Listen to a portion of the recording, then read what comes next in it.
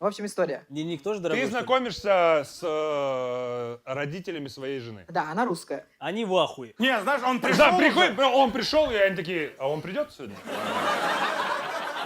Мальчик, блядь, мы ждем пацана нашей дочери. Да, да. Оставь у двери и иди нахуй. Записал. Бля, меня разъебывает, что он так внимательно слушает и так. Жена русская. А ты потом порчу наводить на него будешь? Просто почет. Какая порча? Я просто все В общем и запомнил. целом, не выебывайся. Мне рассказывай. Так, жена у тебя, как жену зовут? И тут Полина. Полина. Да, она, Гагарина. она популярный кондитер. Как То есть Арина. она прям... Нет, не Полина Гагарина. Это Полина... она, Рената Вы Гзамова. знаете, да?